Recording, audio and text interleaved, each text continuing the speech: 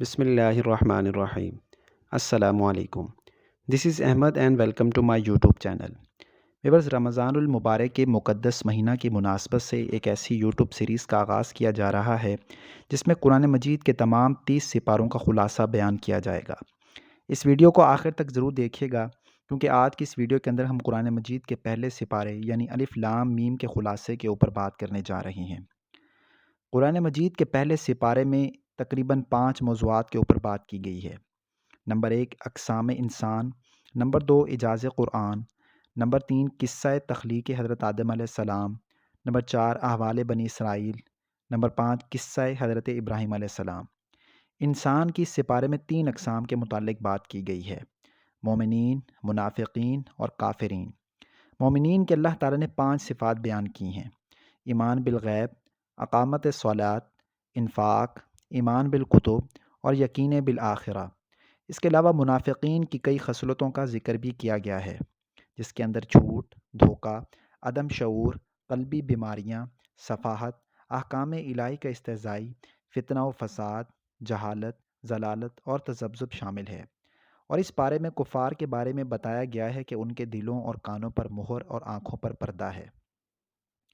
नाज़रीन, जिन सूरतों में कुरान की अज़मत बयान हुई उनके शुरू में हुरूफ़ मुक़त्तआत हैं, ये बताने के लिए कि इन्हीं हुरूफ से तुम्हारा कलाम भी बनता है और अल्लाह ताला का भी, मगर तुम लोग अल्लाह ताला के कलाम जैसा कलाम बनाने से आजिज़ हो।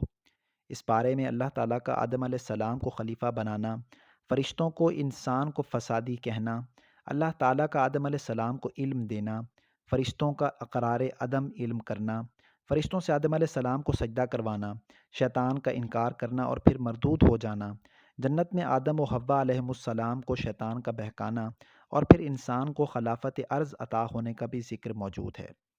इस पारे में बनी इसराइल का कुफ़रान नेमत और अल्लाह ताला का उन पर लानत नाज़िल करने के बारे में भी बताया गया है। हज़रत इब्राहीम अलैहिस्सलाम का अपने बेटे के साथ मिलकर खाना काबा की तामीर करना और फिर अल्लाह ताला से उसे कबूल करवाना और फिर तौबा व इस्तग़फ़ार करने का ज़िक्र भी इसी पारे में मिलता है। नाज़रीन, पहले पारे की इब्तदा सूरह बकरा से होती है। बकरा गाय को कहते हैं।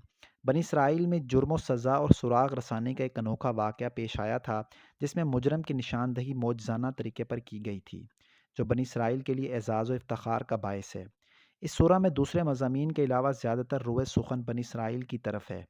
उनके दिलों में इस्लाम के लिए नरम गोशा पैदा करने के लिए इस मौजज़ाना वाक़े की तरफ इशारा के तौर पर पूरी सूरह को बकरा से मौसूम कर दिया गया।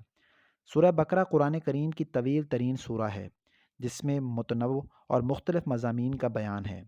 हरूफ मुक़त्ताआत से सूरत की इब्तदा करके ये पैगाम दिया गया है कि क़ुरानी उलूम व मारिफ़ से इस्तिफ़ादा के लिए अपनी जहालत और कम इल्मी का एतराफ़ और इल्मी पिंदार की नफ़ी पहला ज़ीना है।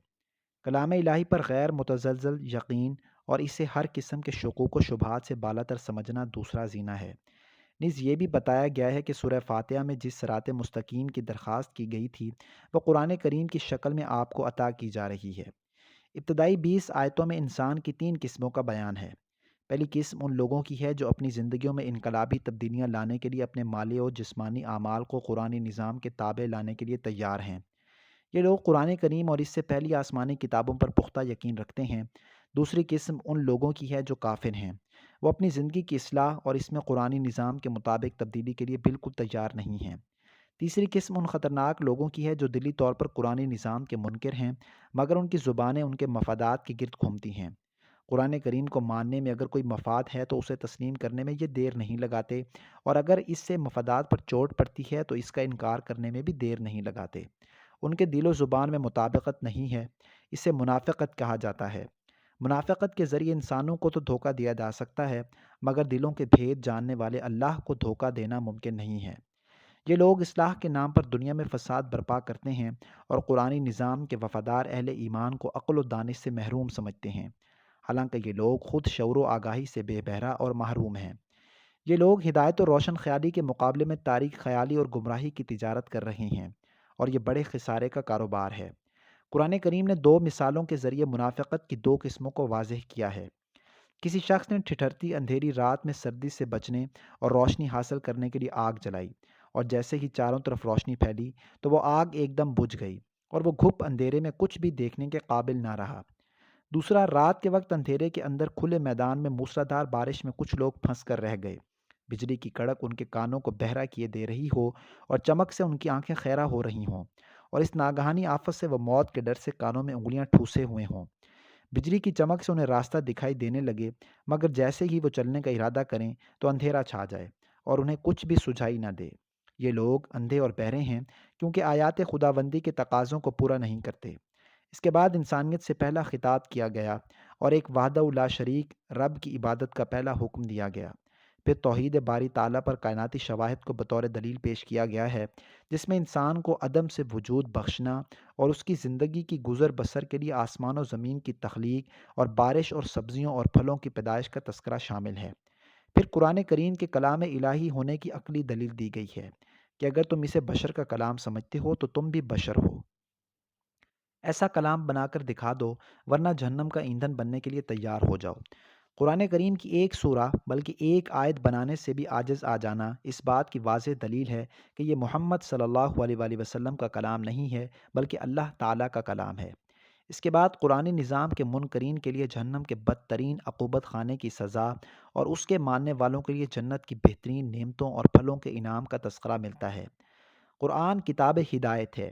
انسانی ہدایت و رہنمائی کے لیے کوئی بھی اسلوب بیاں اپنا سکتا ہے اور اس مقصد کے حصول کے لیے مکھی یا مچھر یا کسی دوسرے چھوٹے یا بڑے جانور کی مثال دے سکتا ہے۔ مسئلہ مثال کا نہیں، اس سے حاصل ہونے والے مقصد کا ہے۔ تخلیق انسانی کی ابتدا کا تذکرہ آیت نمبر 30 سے 39 تک 9 آیات میں ملتا ہے۔ انسان اس سرزمین پر اللہ تعالیٰ کا نائب اور خلیفہ ہے، اور اس کی وجہ انسان کا حصول علم کی صلاحیت رکھنا ہے۔ انسان بلندی و عظمت کی بنا پر اسے سجود ملائک بنایا گیا ہے۔ ناپاک نطفہ سے تخلیق دے کر عظمت و بلندی کے تمام مراحل آنن فانن طے کرا کے اسے سجود ملائک بنا دیا گیا ہے۔ پستی سے عظمت کے بام عروج تک پہنچا دیا گیا ہے۔ آدم سے حوا کی پیدائش سے نر اور مادہ کے ملاپ کے بغیر ایک انسان سے دوسرا انسان پیدا کرنا کلون کا امکان ثابت ہو سکتا ہے، بلکہ آدم کی مٹی سے تخلیق سے یہ نقطہ بھی واضح ہوتا ہے کہ جس مٹی سے سبزیوں اور پھلوں کی شکل میں مادہ حیات انسانوں میں منتقل ہوتا ہے، اس سے براہ راست وہ مادہ لے کر بھی انسان کو وجود میں لایا جا سکتا ہے۔ انسان اس سرزمین پر بطور سزا نہیں بلکہ بطور امتحان بھیجا گیا ہے۔ قرآن کریم کی شکل میں آسمانی ہدایت کی پیروی اس کی کامیابی کی علامت اور اس کی مخالفت اور کفر اس کی ناکامی اور نامرادی کی علامت قرار دی گئی ہے۔ اس کے بعد اس سپارے میں بنی اسرائیل کا تذکرہ ملتا ہے۔ بنی اسرائیل ایک منتخب قوم تھی، انبیاء کی اولاد تھی۔ اللہ تعالیٰ نے انہیں اس دور کی سیاسی اور مذہبی قیادت و سعادت سے نوازا تھا، مگر ان کی نااہلی اور اپنے منصب کے منافی حرکات کی وجہ سے اللہ تعالیٰ نے انہیں معزول کرنے کا فیصلہ کر لیا کہ اس منصب کے اہل اور حقیقی وارث امت محمدیہ کی شکل میں اس سرزمین پر تیار ہو چکے ہیں۔ تقریباً آدھے سپارے پر محیط اس قوم کے جرائم اور عادات بد کی ایک طویل فہرست ہے جو 40 نکات پر مشتمل ہے۔ یہ وہ فرد جرم ہے جو بنی اسرائیل کے اس منصب عالی سے معزولی کا سبب ہے۔ انعامات خداوندی کا استحضار، عہد الہی کی پاسداری، خوف خدا، تقوی، آسمانی تعلیمات پر یقین کامل، اپنے مفادات کو دین کا تابع بنا کر زندگی گزارنے کی تلقین، حق و باطل کو خلط ملط کرنے کی بجائے حق کی پیروی اور باطل سے دو ٹوک انداز میں برات کا اظہار، نماز کی ادائیگی کے ذریعے اللہ تعالی سے اپنی وفاداری کا اظہار اور زکوٰۃ کی ادائیگی کے ذریعے غرباء و مساکین سے تعاون، خیر اور شر میں تمیز کر کے نیکی پر کاربند رہتے ہوئے دوسروں کو نیکی کی تلقین اور آسمانی تعلیمات کی روشنی میں عقل و دانش کا استعمال، بنی اسرائیل ان ذمہ داریوں کو پورا کرنے سے قاصر رہے، جس کی تفصیل قرآن مجید کے اس سپارے کے اندر ہمیں ملتی ہے۔ بنی اسرائیل کو دریا میں معجزانہ طریقے پر راستہ بنا کر فرعونی مظالم سے نجات دی گئی، دشمن کو ان کی آنکھوں کے سامنے غرق کیا گیا۔ موسیٰ علیہ السلام کو کتاب دینے کے لیے 40 دن کے لیے کوہ طور پر بلایا تو یہ لوگ بچھڑے کی عبادت میں مصروف ہو گئے۔ اس مشرکانہ حرکت پر سزا کے طور پر انہیں باہمی قتل کا حکم دے کر ان کی توبہ قبول کی گئی۔ ان کے بیجا مطالبے پورے کیے گئے، اللہ تعالیٰ سے گفتگو اور بالمشافہ ملاقات کرائی گئی، مگر یہ پھر بھی اپنی حرکتوں سے باز نہ آئے۔ تیا کہ چٹیل اور کھلے میدان میں انہیں بادل کے ذریعے سایہ اور من و سلوا کی شکل میں کھانا فراہم کیا گیا، مگر انہوں نے اس نعمت کی قدر نہ کی۔ پتھر سے موجزانہ طریقے پر 12 چشمے جاری کر کے ان کے 12 خاندانوں کو سیراب کرنے کا انتظام کیا گیا، مگر یہ سرزمین پر فساد پھیلانے سے باز نہ آئے۔ اللہ تعالیٰ کی عظیم الشان نعمتوں کے مقابلے میں لہسن، پیاز اور دال روٹی کا مطالبہ کر کے ذہنی پستی اور دیوالیہ پن کا مظاہرہ کیا۔ اللہ تعالیٰ کے احکام کا کفر کرنے اور انبیاء علیہم السلام کو قتل کرنے کی عظیم جرم کا ارتکاب کیا۔ جس پر انہیں ذلت و رسوائی اور غضب خداوندی کا مستحق قرار دیا گیا۔ قرآنی ضابطہ ہے کہ اللہ کے نزدیک کامیاب قومی یا مذہبی تعصب کی بنیاد پر نہیں بلکہ ایمان اور عمل صالح کی بنیاد پر ملتی ہے۔ خوف اور غم سے نجات حاصل ہوتی ہے۔ ان کے سروں پر پہاڑ بلند کر کے تجدید عہد کرایا گیا، مگر انہوں نے اس کی پاسداری نہ کی۔ دل جمی اور یکسوئی کے ساتھ عبادت کرنے کے لیے ہفتہ کے دن کی چھٹی دی گئی، مگر اس کی پابندی نہ کرنے پر عبرتناک انجام کے مستحق ٹھہرے اور ان کی شکلیں بگاڑ کر ذلیل و قابل نفرت بندر بنا دیا گیا۔ سورہ جرم و سزا اور سراغ رسانی کا انوکھا واقعہ بھی بیان کرتی ہے۔ بنی اسرائیل میں ایک شخص بے اولاد تھا۔ وراثت حاصل کرنے کے لیے اس کے بھتیجے نے اسے قتل کر کے دوسروں پر الزام لگایا اور قصاص کا مطالبہ کیا۔ حضرت موسیٰ علیہ السلام نے قاتل کا پتہ چلانے کے لیے اللہ تعالیٰ کے حکم سے گائے ذبح کرنے کا حکم دیا۔ بڑی پس و پیش کے بعد یہ لوگ ذبح پر آمادہ ہوئے۔ گائے کی گوشت کا ایک ٹکڑا جب میت کے جسم سے لگایا گیا تو وہ زندہ ہو گیا اور اپنے قاتل کا نام بتا کر پھر مر گیا۔ اس طرح اصل مجرم گرفت میں آ گیا اور سزا کا مستحق قرار پایا، اور کسی بے گناہ کی ناجائز خون ریزی سے وہ لوگ بچ گئے۔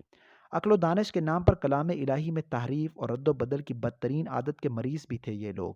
اپنے مفادات اور دنیا کی عارضی منفعت کے لیے اللہ تعالیٰ کی آیات کو بیچ ڈالتے تھے، اور اس خوش فہمی میں مبتلا تھے کہ ہم جو چاہیں کریں، ہمیں آخرت میں کوئی عذاب نہیں ہوگا اور ہم جہنم میں نہیں جائیں گے۔ قرآن کریم نے ضابطہ بیان کر دیا کہ جو بھی جرائم اور گناہوں کا مرتکب ہوگا وہ جہنم سے بچ نہیں سکے گا، اور ایمان و اعمال صالح والے دائمی جنتوں کے حقدار قرار پائیں گے۔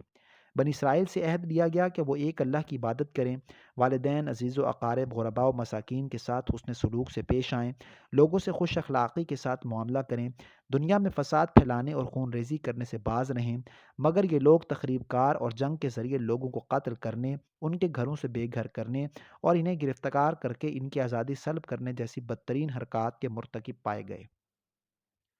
تورات کی جو باتیں ان کے مفادات کے مطابق ہوتی انہیں مان لیتے، اور جو مفادات کے خلاف ہوتی انہیں رد کر دیتے، اس لیے دنیا میں ذلت و رسوائی اور آخرت کے بدترین عذاب کے مستحق ٹھہرے۔ ان کا دعویٰ تھا کہ آخرت میں تمام نعمتیں اور جنت صرف ہمارے ہی لیے ہے۔ قرآن کریم نے کہا کہ پھر تو تمہیں موت کی تمنا کرنی چاہیے تاکہ وہ نعمتیں تمہیں جلدی سے حاصل ہو جائیں۔ یہ لوگ جبرائیل علیہ السلام کے مخالف تھے کہ وہ عذاب اور سزا کے احکام لے کر کیوں آتے ہیں۔ وہ لوگ یہ سمجھنے سے قاصر رہے کہ جبرائیل تو ایک قاصد اور نمائندہ ہے، جزا یا سزا کے احکام اللہ تعالیٰ نازل کرتے ہیں۔ کسی کے نمائندے کی مخالفت دراصل اس کی مخالفت شمار ہوتی ہے۔ اس لیے اللہ تعالیٰ نے فرمایا کہ جبرائیل تو میرے حکم سے قرآن کریم نازل کر رہے ہیں، لہٰذا جبرائیل کی دشمنی در حقیقت اللہ، اس کے رسول اور تمام فرشتوں کے ساتھ دشمنی کے مترادف ہے۔ یہودیوں کی عادات بد میں جادوگروں کی اطاعت اور ان کی اتباع بھی شامل تھی۔ قرآن مجید کے اسی سپارے کے اندر یہ باتیں بتائی گئی ہیں کہ قرآنی تعلیمات میں انسانی نفسیات، ماحول اور معاشرتی ضرورتوں کے پیش نظر جس طرح تدریجی احکام اور مرحلہ وار تبدیلیاں کی گئی ہیں، ان تمام کو اس پارے کے اندر بیان کیا گیا ہے۔ یہود و نصارہ اپنے کفر اور حسد کی بنا پر مسلمانوں کو ایمانی تقاضوں پر کاربند دیکھنا پسند نہیں کرتے۔ یہ ان کی فطرتی خباثت ہے، لہٰذا انہیں نظر انداز کر کے اپنے کام سے کام رکھنا چاہیے۔ دلائل کو نظر انداز کر کے محض اپنے مذہب یا نظریے کے بنیاد پر کسی بات کو اختیار کرنا تعصب کہلاتا ہے۔ اس کی مذمت آیت 113 میں بیان ہوئی ہے۔ مسجدیں اللہ کے گھر ہیں، ان میں اللہ کی بات کرنے سے روکنا ظلم کی بدترین مثال ہے۔ ایسی حرکت کے مرتکب افراد دنیا میں بھی ذلیل و خوار ہوں گے اور آخرت میں بھی بدترین عذاب کے مستحق ہوں گے۔ اللہ تعالیٰ کے لیے اولاد کے عقیدے کی مذمت بھی اسی سپارے کے اندر آئی ہے اور اللہ تعالیٰ کی قدرت کا بیان کیا گیا ہے۔ یہود و نصارہ کے تعصب کی بدترین شکل کو بیان کیا کہ اس وقت تک مسلمانوں سے خوش نہیں ہوں گے جب تک مسلمان اسلام سے دستبردار ہو کر یہودیت یا عیسائیت کو اختیار نہ کریں۔ آسمانی کتاب کی تلاوت کا حق ادا کرنے کی تلقین کے ساتھ بنی اسرائیل پر انعامات کا ایک مرتبہ پھر تذکرہ اور یوم احتساب کی یاد تازہ کر کے یہودیوں کے بارے میں گفتگو پوری کر دی گئی ہے۔ پھر انسانیت کے لیے مثالی شخصیت حضرت ابراہیم علیہ السلام کا تذکرہ شروع ہو جاتا ہے۔ ان کی آزمائش و ابتلاء اور اس میں کامیابی کی شہادت کے ساتھ ہی انہیں امامت انسانیت کے منصب پر فائز کرنے کا اعلان اور ابراہیمی زندگی اپنانے والے ہر شخص کو اس عہدے کا اہل قرار دینے کا فیصلہ بھی شامل ہے۔ ابراہیم علیہ السلام کی دینی خدمات، خاص طور پر تعمیر کعبہ کا کارنامہ جو انسانوں کے لیے مرکز عبادت ہے، پھر دعائے ابراہیمی جس کے نتیجہ میں بعثت نبی اور امت مسلمہ کو وجود ملا، پھر اس مثالی شخصیت کے مثالی خاندان کا تذکرہ اور بیان کہ اگر آباء و اجداد حق و انصاف کے علمبردار ہوں تو ان کی اتباع و تقلید ہی کامیابی کی اصل کلید ہے۔ آخر میں اس ضابطے کا اعلان کہ وہ لوگ جو گزر چکے، ان کے اعمال کے مطابق ان کے ساتھ معاملہ ہوگا اور تمہارے اعمال کے مطابق تمہارے ساتھ معاملہ ہوگا۔ اس پارے کے اندر جو اہم نکات اور عمل کی باتیں بتائی گئی ہیں وہ کچھ اس طریقے سے ہیں۔ دعا مانگنے سے قبل اللہ تعالیٰ کی تعریف کرنا، سب سے اہم دعا ہدایت کی دعا مانگنا، اللہ تعالیٰ کے نیک بندوں کی راہ مانگنا، اللہ کی کتاب کو ہر شک و شبہ سے پاک سمجھنا، ہر نیکی کی بنیاد تقوی کو اختیار کرنا، منافقت کی سب سے بڑی علامت جھوٹ سے بچنا، اصلاح کے نام پر فساد کرنے سے بچنا، اللہ کے ساتھ کسی کو شریک نہ ٹھہرانا، فضیلت والا کام یعنی علم حاصل کرنا، ہر مشکل کے وقت اللہ تعالیٰ کی طرف رجوع کرنا، لوگوں سے عمدہ طریقے سے بات کہنا، حسد کے جواب میں عفو و درگزر سے کام لینا، احسان کے درجے پر عمل صالح کرنا، ہدایت صرف اللہ تعالیٰ سے ہی مانگنا، کتاب کی تلاوت کا حق ادا کرنا، مرتے دم تک اسلام پر قائم رہنا، اللہ کا فرما بردار بننا، صحابہ جیسا ایمان لانا، اللہ کے لیے خالص ہر کام کرنا اور اپنے عمل کی بہتری کی طرف توجہ کرنا شامل ہیں۔ آج کی اس ویڈیو کے اندر پہلے پارے کا تمام تر خلاصہ آپ کے سامنے بیان کیا گیا۔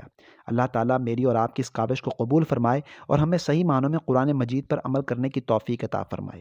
اس ویڈیو کو لائک کیجئے، دوسروں کے ساتھ شیئر بھی ضرور کیجئے گا اور ایسی ویڈیوز کے لیے ہمارے چینل کو سبسکرائب ضرور کیجئے گا اور نوٹیفیکیشن بیل کو آن کر دیجئے گا۔ نیکسٹ ویڈیو تک کے لیے اپنا بہت سارا خیال رکھیں۔ رمضان المبارک کی تمام برکتیں سمیٹیں۔ اللہ حافظ۔